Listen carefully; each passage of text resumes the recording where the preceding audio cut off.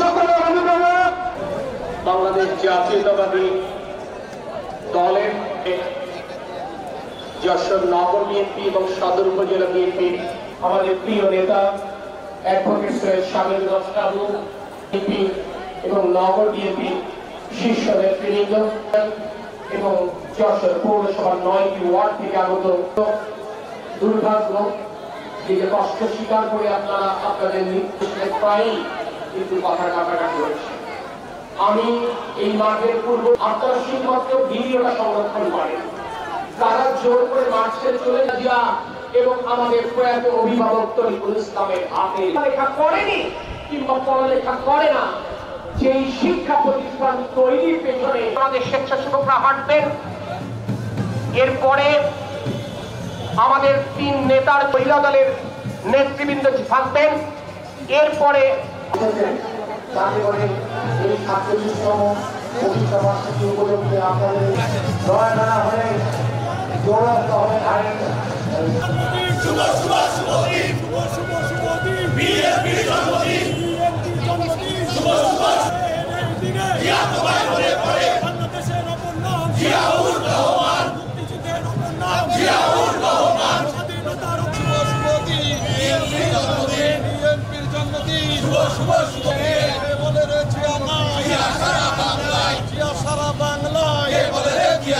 স্বাধীনতার ঘোষক জিয়া, মুক্তিযুদ্ধের ঘোষক জিয়া,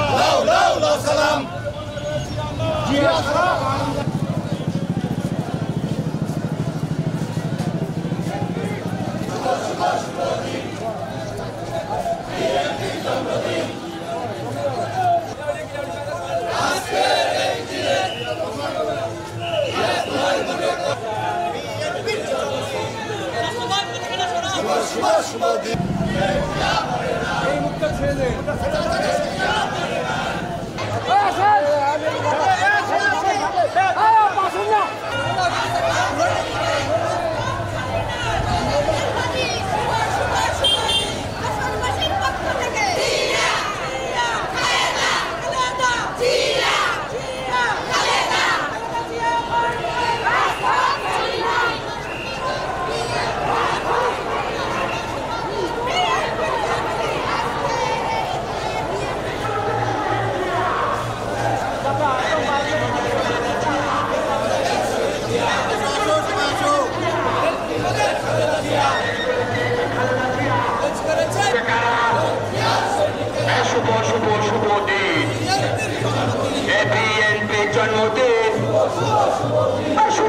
জন্মদিন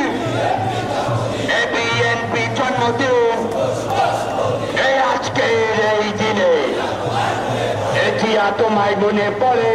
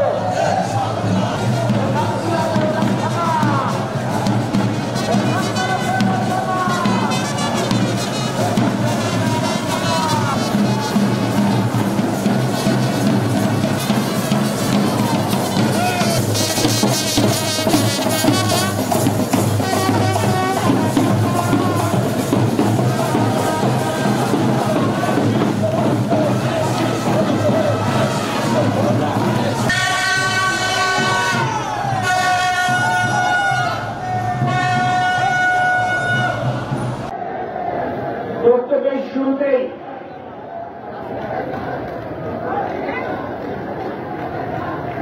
বিএনপির প্রতিষ্ঠাতা চেয়ারম্যান শহীদ রাষ্ট্রপতি জিয়াউর রহমানের রুহের মাগফিরাত কামনা করছি, শ্রদ্ধা করে স্মরণ করছি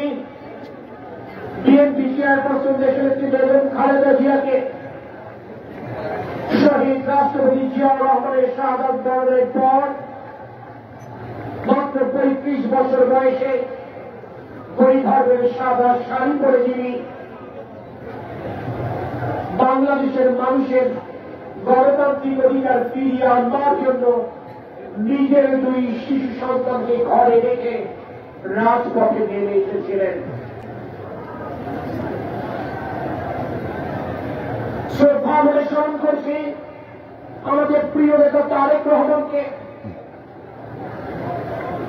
দেশের বেগম খালেদা জিয়াকে প্রহসনের বিচারে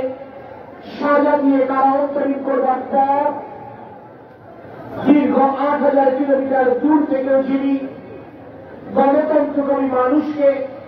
ফ্যাসিবাদ বিরোধী আন্দোলনে নেতৃত্ব দিয়েছেন, যার নেতৃত্বে আমরা বাংলাদেশকে ফ্যাসিবাদ মুক্ত করতে সমর্থন করেছি। গভীর শ্রদ্ধা বলে স্মরণ করছে যশোর জেলা বিএনপির প্রতিষ্ঠাতা আহ্বায়ক আমাদের প্রয়াত অভিভাবক তরিকুল ইসলাম, যশোর জেলা বিএনপির প্রথম সভাপতি অ্যাডভোকেট আজিজুর রব খান, সাবেক সফল সভাপতি চৌধুরী শহীদুল ইসলাম নয়ন, সাবেক ভারপ্রাপ্ত সভাপতি জননেতা শামসুল হুদা সহ যাদের ত্যাগ, যাদের শ্রম, যাদের অধ্যবসায়ের মাধ্যমে বিএনপি আজ একটি পরিণত সংগঠনে রূপান্তরিত হয়েছে, তাদেরকে শ্রদ্ধা বলে স্মরণ করছি। আমার সেই সমস্ত প্রিয় সহযোদ্ধাদেরকে, দেশের সকল গণতান্ত্রিক আন্দোলনে যারা রাজপথে সক্রিয় ছিলেন এবং সক্রিয় থাকবার অপরাধে যাদেরকে জীবন দিয়ে বাংলাদেশের মানুষকে তার গণতান্ত্রিক অধিকার ফিরিয়ে দিতে হয়েছে কিংবা বাংলাদেশের মানুষকে ফ্যাসিবাদ মুক্ত করতে হয়েছে, তাদেরকে আমরা স্পষ্টভাবে বলতে চাই, যারা নির্বাচনকে বাধাগ্রস্ত করতে চায়, বাংলাদেশের তরুণ যুবকেরা যারা বিগত 3টে জাতীয় সংসদ নির্বাচনে তাদের ভোটাধিকার থেকে বঞ্চিত করা হয়েছে, যাদের বয়স 2014 সালে 18 ছিল, তাদের বয়স 2025 এসে 29, 2026 এসে 30 হবে, যারা বাংলাদেশের জনগোষ্ঠী সিংহভাবে প্রতিনিধিত্ব করে, যারা তাদের ভোটাধিকারকে রুদ্ধ করতে চায়, তাদের সাথে শেখ হাসিনার কোন পার্থক্য নাই। শেখ হাসিনা বাংলাদেশের জনগণকে ভয় পেত, শেখ হাসিনার তরুণ যুবকদেরকে ভয় পেত, শেখ হাসিনার বাংলাদেশের মা বোনদেরকে ভয় পেত, শেখ হাসিনা ঠিক যেভাবে ভয় পেত, আজ তারা ফ্যাসিবাদ বিরোধী আন্দোলনের শক্তি আমাদের সাথে থাকবার পরও দুর্ভাগ্যবশত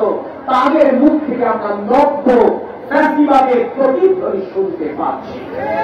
এটি কোনোভাবেই কাম্য নয়। গণতান্ত্রিক চর্চার মাধ্যমে বাংলাদেশের মানুষ তার গণতান্ত্রিক অধিকার ফেরত পাবে। বাংলাদেশের জনগণ যাকে পছন্দ করবে, যার উপর আস্থা রাখবে, নিশ্চয়ই তাকেই ভোট দেবেন। যদি বিএনপির প্রার্থীরা, যদি তারেক রহমানের নির্বাচন ইশতেহারে বাংলাদেশের জনগণ আস্থা রাখে, বাংলাদেশের জনগণ ইনশাআল্লাহ ধানের শীষ প্রতীকে ভোট দেবেন, এটি আমরা বিশ্বাস করি। এইভাবে গেলেই হচ্ছে, এইভাবে আরেকটু একটু একটু আগে একটু আগে।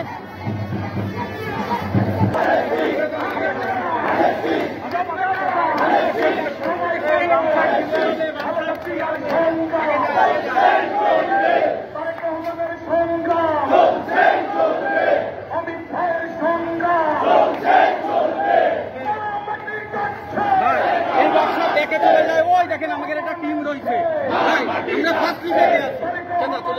পরে পরে এই সাংসদ সাংসদ সাংসদ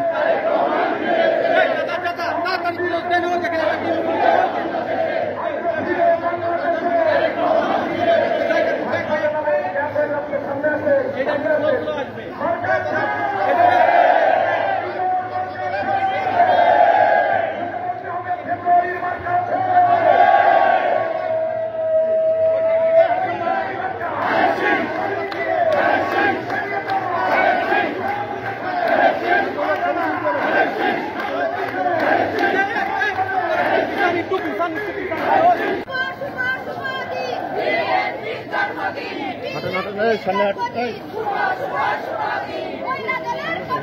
আর বেশি না এরকম এরকম এরকম যাতে থাকো যাও যাও আস্তে আস্তে যাও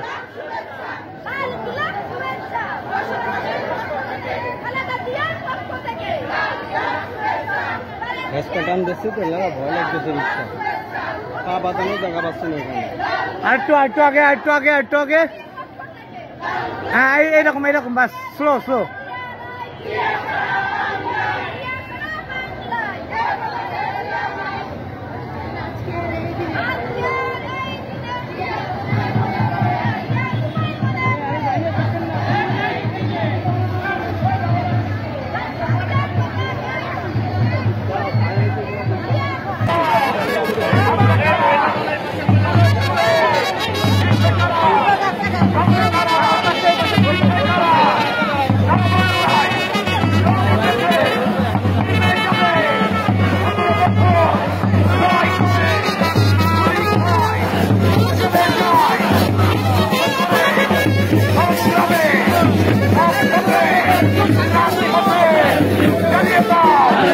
আমরা কারা হাতের তালি মার্কাটা কি জোরে বলো আমরা কারা সামনে কারা পিছে কারা আরো জোরে জানিয়ে দাও রব উঠেছে আরো জোরে তালি দিয়ে জানিয়ে দাও সুরে নেচে তালি দিয়ে সবাই বলো